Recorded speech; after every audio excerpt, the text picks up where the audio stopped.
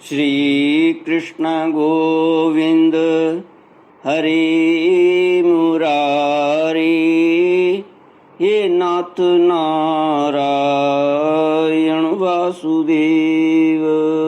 श्री कृष्ण गोविंद हरे मुरारी, हे नाथ नारायण वासुदेव।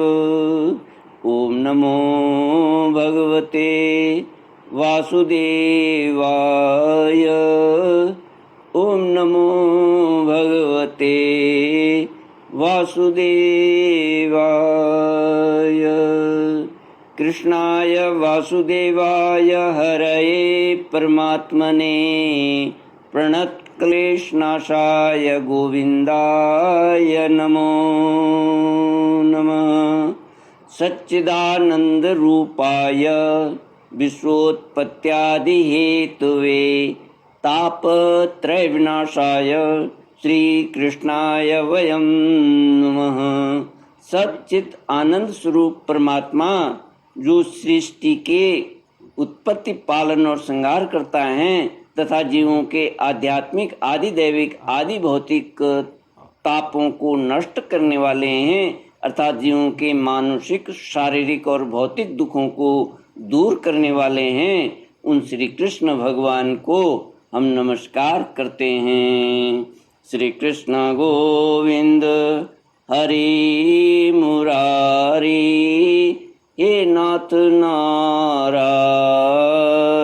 वासुदेव। श्रीमद् भागवत द्वितीय स्कंद 10वां श्लोक 35 से।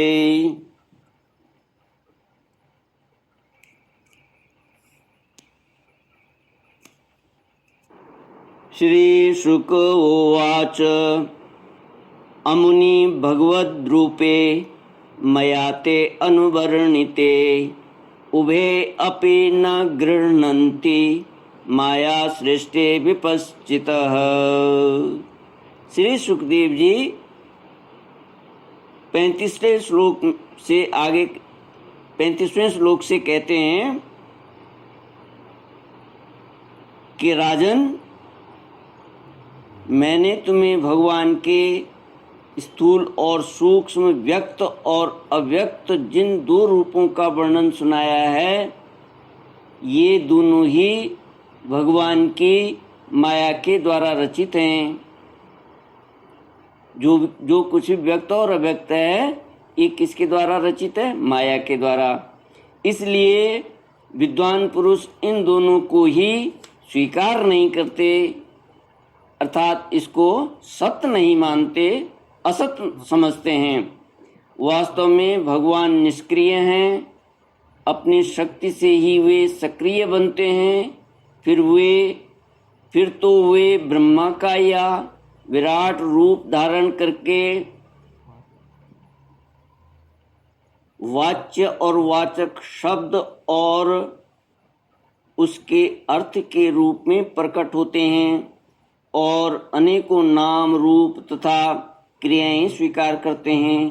परीक्षित, प्रजापति, मनु, देवता, ऋषि, पितर, सिद्ध, चारण, गंधर्व, विद्याधर, असुर, यक्ष, किन्नर, अप्सराएं, नाग, सर्प, किमपुरुष, उरग, मातृकाएं, राक्षस, पिशाच, प्रेत, भूत, विनायक, कूष्मांड, उन्माद, वेताल, यातुधान, ग्रह, पक्षी, मृग, पशु, वृक्ष, पर्वत, सरीसृप इत्यादि जितने भी संसार में नाम रूप हैं, सब भगवान के ही हैं। संसार में चर और अचर भेद से दो प्रकार के तथा जरायुज, अंडज, स्वेदज और उद्भिज भेद से चार प्रकार के जितने भी जलचर, थलचर तथा आकाशचारी प्राणी हैं, सब के सब शुभ, अशुभ और मिश्रित कर्मों के तदनुरूप फल हैं। सत्व की प्रधानता से देवता, रजोगुण की प्रधानता से मनुष्य और तमोगुण की प्रधानता से नारकीय योनियां मिलती हैं। इन गुणों में भी जब एक गुण दूसरे दो गुणों से अभिभूत हो जाता है तब प्रत्येक गति के तीन तीन भेद हो जाते हैं।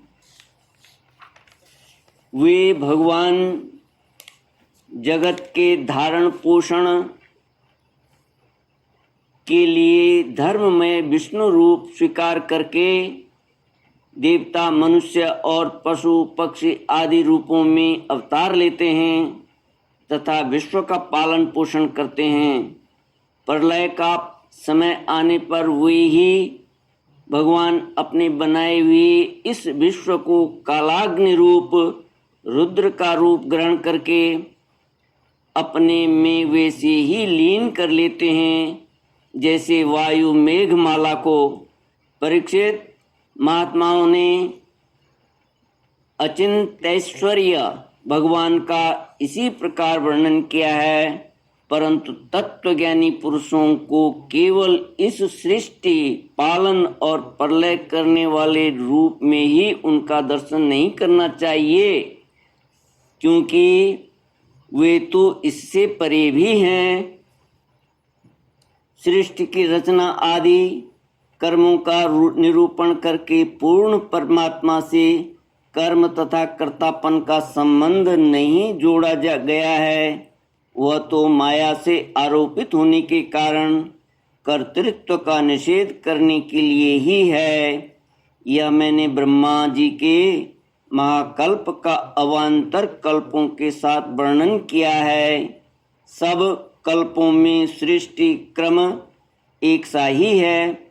अंतर है तो केवल इतना ही कि महाकल्प के प्रारंभ में प्रकृति से, कर्म से महतत्व आदि की उत्पत्ति होती है और कल्पों के प्रारंभ में प्राकृतिक सृष्टि से तो ज्यों की त्यों रहती है। ज्यों की प्राकृतिक सृष्टि तो ज्यों की त्यों रहती ही है। चराचर प्राणियों की वैकृत्य सृष्टि नवीन रूप से होती है।